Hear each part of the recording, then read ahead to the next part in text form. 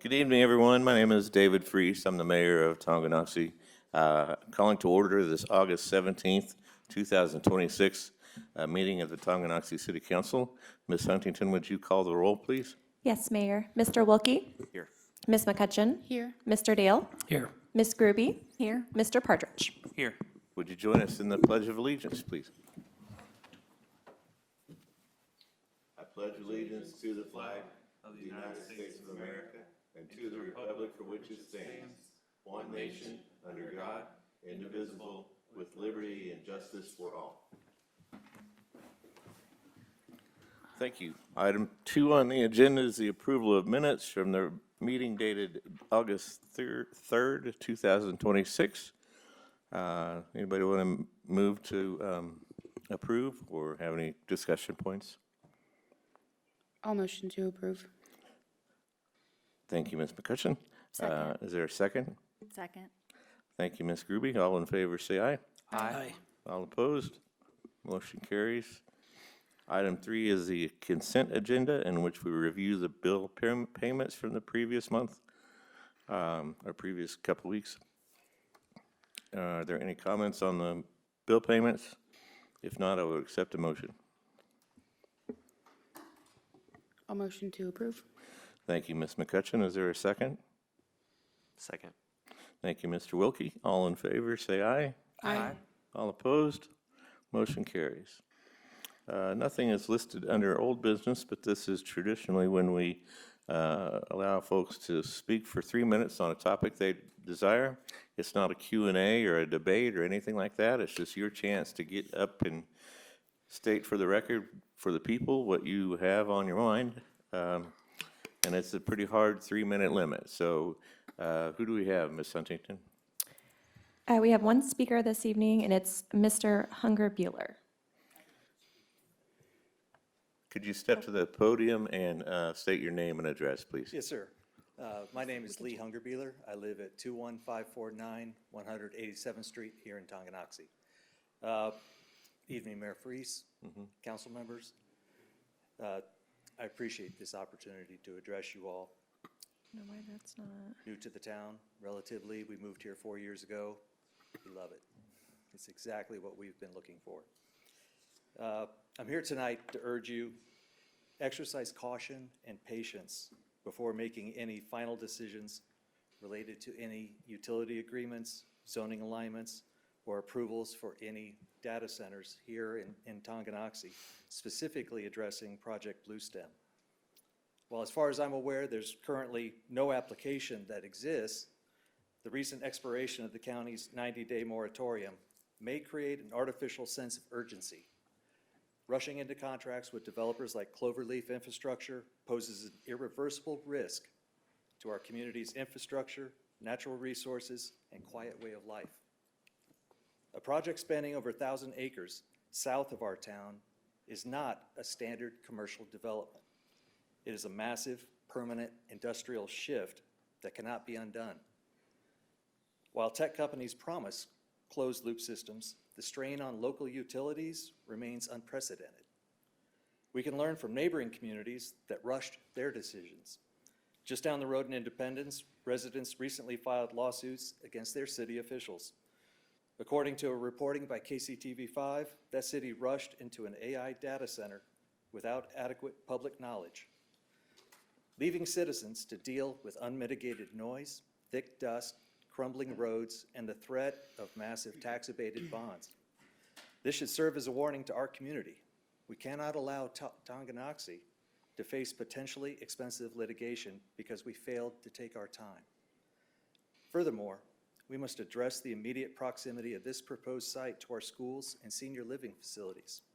The low-frequency humming noise generated continuously by these massive cooling units can severely impact the mental and physical well-being of our most vulnerable populations, including students at our local elementary and middle schools. Patience is not a sign of an anti-growth sentiment. It is a responsible governance. I ask this council to listen to the citizens who signed the Tongi Data Center Watchdog Group online petition. Require independent environmental impact studies. Delay any approvals until we have legally binding guarantees regarding noise mitigation, utility rate protections, and water security. Let's protect Tonganoxie's future rather than rushing to meet a corporate timeline. Thank you all very much. I think that was very well said. Thank you very much. Do we have another speaker, Mr. Porter? Someone else would like to speak. Okay, that'd be great. Okay, you step to the podium and state your name and address, please. Okay, my name is Trish Finch, 17778 214th Street.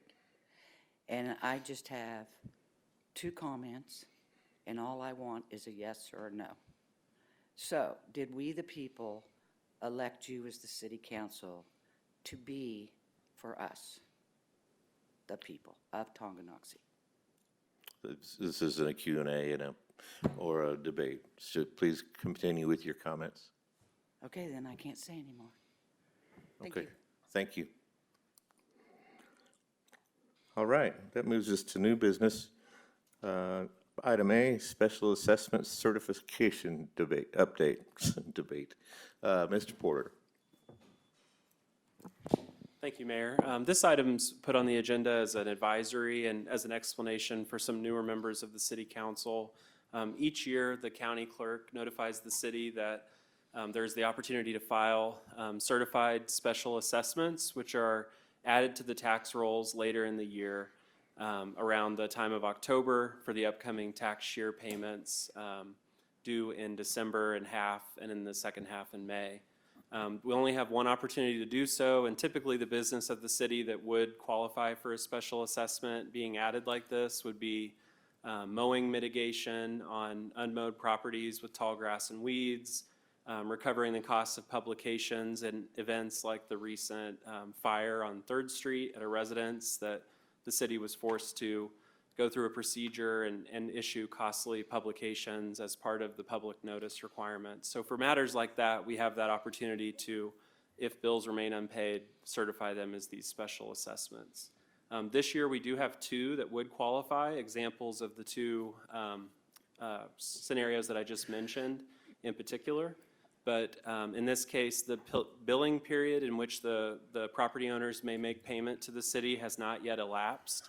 So we are not authorized or really eligible to certify those. So within a year's time, in August of 2027, if those 2 issues remain unpaid, we would come back to you and ask for that certification. So just wanted you to be provided this update and to know that we have no other outstanding amounts due to the city that we would qualify under this program. So happy to take questions if you have any, but just wanted to share that news. All right, thank you, Mr. Porter. Any questions? Okay, seeing none, I would accept a motion. And I'm sorry, I should have added, we don't need an action tonight. Oh, I'm sorry, that you're so right. I'm out of Just practice update here. only, My fault. no problem. Probably won't be my first and only mistake of the evening. Item B, consider approval of disposition of existing Chieftain Park playground equipment through Purple Wave. Mr. Porter? All right, thank you, Mayor. This item will be a brief update, but we do have a detailed agenda statement and attachment for your reference in the packet. You're all familiar with the recent project with an approved contract to replace playground equipment at Chieftain Park. In 2026, we also have a budgeted initiative to replace equipment at Stone Creek Neighborhood Park that would then result in that park being added to the management agreement that's in place between the Rec Commission, the Tonganoxie Rec Commission, and the City of Tonganoxie upon completion of that secondary project. In our current management agreement, Chieftain Park is owned by the city, maintained by the Rec Commission, and we have that document in place approved last year, including a requirement that in the event that we dispose of property or equipment, if the Rec Commission were to do it, it would require approval of the city council. If the city does it, because the property is under our name as the property owner right now, our procurement policy already requires for assets over a certain value, we request city council authority. So the action for you tonight is considering a planned disposition of the playground equipment at these 2 locations, Chieftain Park and Stone Creek Neighborhood Park.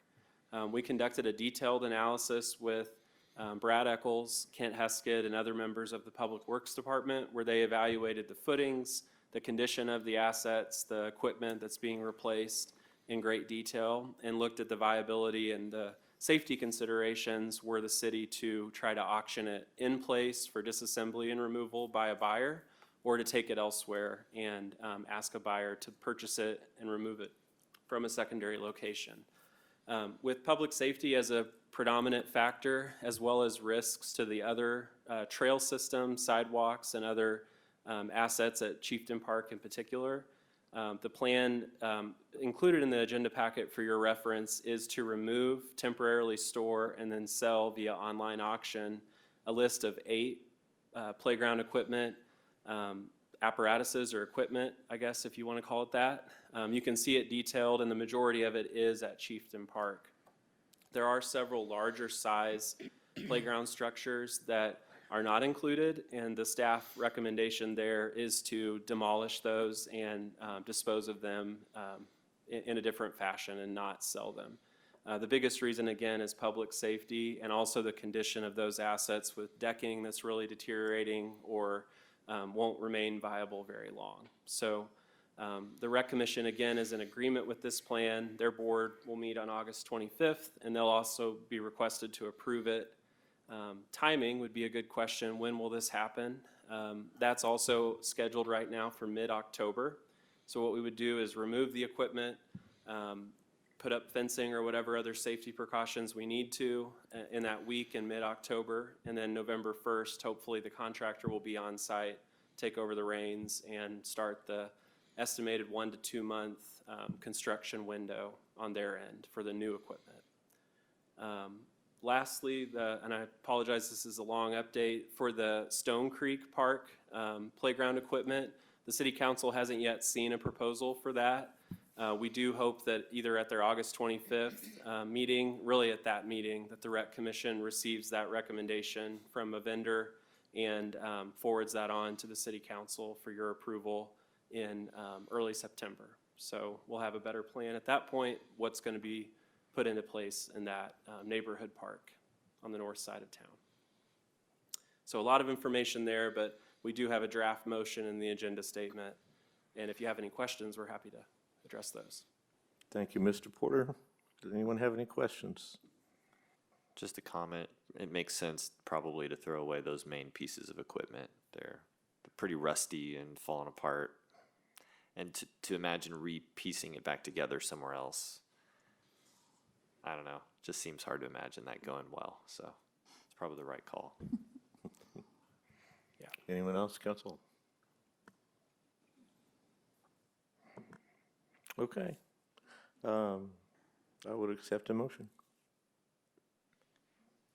I'll make a motion Go that ahead. authorizes staff to dispose of a combination of playground equipment from Chieftain Park and the Stone Creek Neighborhood Park on the Purple Wave online auction platform. Thank you, Ms. Gruby. Is there a second? Second. Thank you, Mr. Wilkie. All in favor, say aye. Aye. All opposed? Motion carries. Item C, review 14th Street grant funding information. Mr. Brukovich. Thanks, Mayor. I'll try to keep my comments fairly brief, but be happy to answer any additional questions. For those following along at home or listening here tonight, the city of Tonganoxie, along with the city of Basel, entered into a corridor access management agreement with KDOT back in 2007. And essentially what that means is as the communities grow, we have to coordinate with KDOT. They are the authority in terms of granting access off of or to and from 2440. And so that kind of slowed decades of haphazard access onto a state highway. So, and we've been able to follow that. That 2007 study actually identified a non-existent 14th Street intersection on 2440 for Tonganoxie as a future growth corridor, future growth area, and they projected a full access intersection there.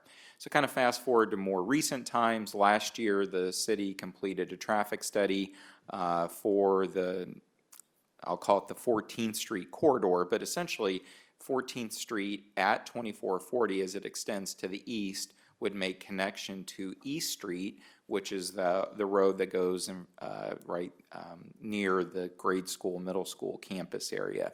And so that traffic study to examine that, we made a decision, or you folks as city council made a policy level decision to move forward with design work for 14th Street, extension of East Street for those road improvements.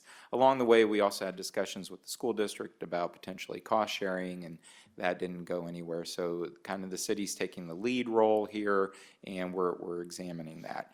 Part of the great things that come along with being in a long-term agreement with KDOT is there are some grant funding opportunities. And so specifically, KDOT offers grants for communities that are in these corridor access management agreements with them. And so they have a maximum amount of about $2 million. And so we would like to go pursue those grants as part of our 14th Street project. It doesn't have to be used only on the intersection itself. It can be eligible for any of the costs associated with that. And since it's a project we plan to bid later, I won't say what we think those costs are, other than they are very likely more than $2 million in aggregate. So to get that kick-started, what we would like to do is submit an application. So the way that this specific KDOT grant works, the application itself is not for any project specifics. It's simply to get the discussion started with KDOT and engage. And so I wanted to present that to you folks tonight to see if I could get either a simple motion or just nod of approval to go ahead and submit that grant application so we can kickstart those discussions with KDOT and see what ultimately this project could be eligible for and what the timing would look like for that. So that's what I'm here asking for tonight, is to get your permission to go ahead and submit the application, which again just starts a discussion with KDOT. Thanks, Mr. Brockovich. Anyone have any questions? Everybody just want to give a head nod and move forward? All right, sounds good. Thank you so much. I appreciate it. You bet.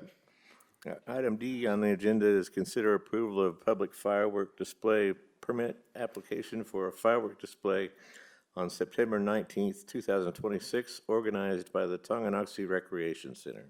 Mr. Porter. Thank you, Mayor. You stole my thunder and gave a lot of the relevant details of this application. The City Council for public displays of fireworks by city code is required to approve applications of this nature. We don't receive a lot of such requests, but the last several years we have received this same request from the Tonganoxie Recreation Commission organizing an event, sometimes held in conjunction with other community groups, but this year planned just under their purview, I believe. It's called the Tongi Split Fireworks Social. The application details the information about the contractor who would be conducting the show. We vet their application and their other provided documents with our fire chief and with other city staff, and have no comments to issue of concern with this application. We do have, again, the date September 19th this year, which is actually 2 weeks later than it has been in other previous years. So in the community, if you hear about it, it may be people thinking it should have already happened or happened a little sooner, but this is being pushed back just a little bit this year. No other comments or questions. If there are no other comments or questions, we do request a motion to indicate acceptance of the request. All right, thank you, Mr. Porter. Anyone have any comments? Did I miss it? Did you say there was some reason for moving to another date? The reason I heard was the director wanted to, so. Oh, okay. Well, good enough. It's a good reason. All right. Mr. Mayor, I'll motion that we approve the special event permit application and public fireworks display request for the firework display organized by the Tonganoxie Recreation Commission at the Leavenworth County Fairgrounds and Tonganoxie Recreation Ball Fields on September 19th, 2026 from 7 to 9 p.m. Thank you, Mr. Partridge. Is there a second? Second. Thank you, Ms. McCutcheon. All in favor, say aye. Aye. All opposed? Motion carries. That's the end of new business. We'll move on to city manager agenda. Mr. Porter, you have want to start with Mr. Brockovich? No, Mayor, just the financial report this month. Okay, Mr. Porter. Mr. Partridge is eyeing his watch, so I'll be brief. The full agenda packet financial report totals 20 pages, but I'll highlight just a couple key points. Our ARPA funding being used on the city engineering support for the sewer plant project is still a little higher than we would like. As you'll remember, the deadline to expend those funds is December of this year. As the end of July, we still retained a little over 168,000. At the rate which we're going in recent months, we will exhaust those funds, but not until December. So that is a very narrow margin and something that we're constantly reminding each month our city engineer who's working on that project to meet that performance expectation. So we'll keep you apprised as we get closer, but we're hopeful for a little more breathing room than 0 months remaining. So we'll see how that progresses. We do also have July sales and use tax receipts that I want to highlight. Our city sales and use tax receipts are 1% higher than last year at the same time of the year. Share of the county has gone up 3.7%. The majority of that growth's in compensating use tax as a whole and in both parts when divided between sales and compensating use. We do have about a net differential of 27,500 more in collections between those two sources compared to the same time last year. So we're pleased with that outcome. It's about on pace with our conservative budget estimates and nothing alarming to present basically in those recent monthly reports. Major project updates, there's 3 included in the packet. Front Street and Ridge Street is 94% complete. We're still waiting on some signage for pedestrian crossing and grass reseeding later this fall, and once that's complete, we'll finish that contract and tie it up before year end. For the 14th Street Corridor project that George referenced in great detail earlier, we're about 40% way through paying for the design effort, and we do again have a target of January or February for the completion of that endeavor. So still a little to be done there, but it is progressing. And finally, our sewer plant project, we do expect to receive our it'd be our fifth pay application, which will be our 4th loan disbursement request for KDHE. We've been informed that that's close to being ready, and we have not yet seen it. So we're following up on our engineering support for that item and keeping it moving ahead. So good progress to report there. We actually went down and looked at the facility earlier today, and it's a big change from what was there just a few short weeks ago in terms of how much concrete's been poured. And if you haven't had a chance to see it or want to see some pictures, just let us know. We'd be happy to share that with you. It's a lot of concrete going in. My dad took me on a tour and it was cool. Nice, nice. I really liked it. He's a very informational man and he explained a lot of things to me. And it was really cool. Hopefully it was true. We'll see. No other items from the financial report of note, but thank you for your attention. All right, thank you. City attorney agenda, Ms. Can I ask you a quick question? Sorry, Mr. Mayor. Yeah, go ahead. Do we have any numbers from July on the pool? No, and we do have plans. The pool season extends a little later than usual this year with the last day of operation being September 7th. I am hopeful though, that by the second council meeting in September, we could just share season total data for review. We are a little bit lower in memberships than in prior years, and the pool manager and I have visited briefly on a few initiatives that he'd like to contemplate, maybe some programmatic changes, especially for adult participants in the water park. So we do have more to come on those topics, but not yet, any key information. Okay, thanks. This year, everything is a longer season and it started very early. Last year, it was a day different, but it shifted by a week. So like May last year was only a couple days of operation, and this year it was a full 7. So it's kind of a hard thing to show month to month. Do you think it'd be possible Differential. for the September report, like we could just like just put like how many pool days there were for each year? Definitely, yeah. Yeah, for just for the last 2 or 3? Yeah. Okay. Cool. Anyone else? City Attorney agenda, Ms. Kirstelich, how are you? All right, thank you. City Council agenda. Oh, I'm sorry, I skipped you, Jake. Or Jake. Mayor Pro Tem agenda. I have nothing. Big update. City Council agenda. I have a quick item. I went and spoke with the library board last week. Just a couple little quick things. First of all, I think I can, on behalf of them, invite each of you, if you ever have a moment. I think it's usually scheduled second Wednesday of the month. They would love a visit from each of you at some point, just to say hi and touch base. About the only thing I really, can really report is, they mentioned maybe for next year's budget process, if we could maybe communicate with them on some kind of, high level to coordinate sort of a kind of a more consolidated mill levy kind of strategy, so that we're just in more alignment maybe with where we want the mill levy to be and where they want it to be, et cetera. But overall, good meeting and productive, et cetera. All right, thank you, Mr. Partridge.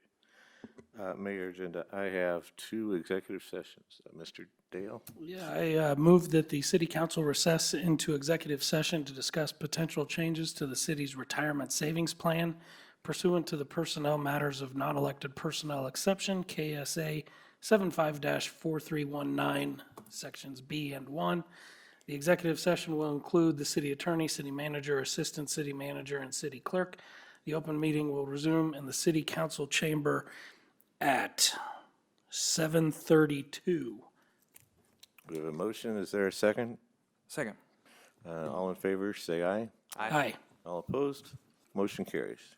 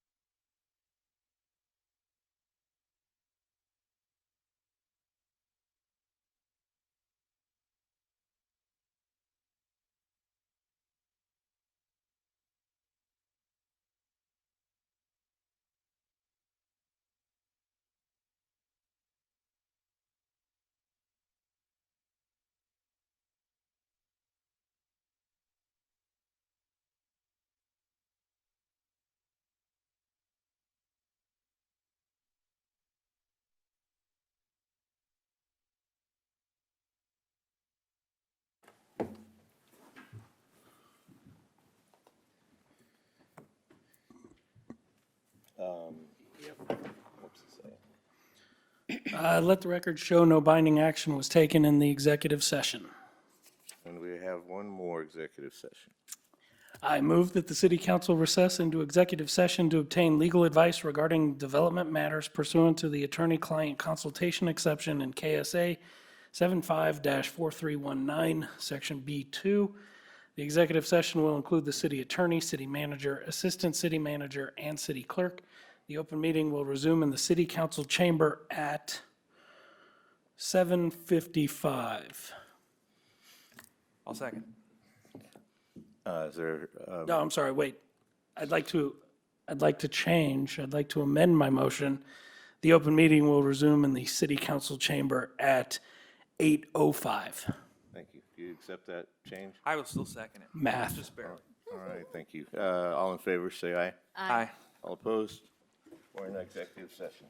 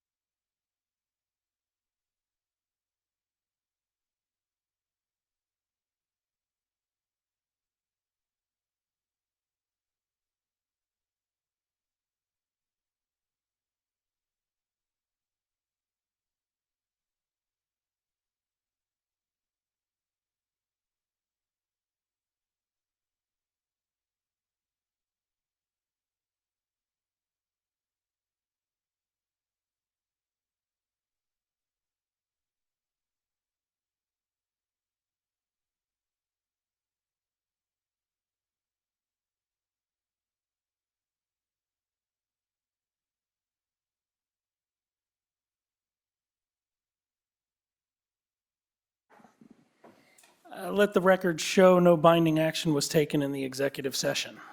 All right, thank you. Is there a motion to adjourn? I would love to make a motion to adjourn, Mr. Mayor. Second? Second. I heard Ms. McCutcheon first. All in favor, say aye. Aye. All opposed? Motion carries. See you in a couple weeks.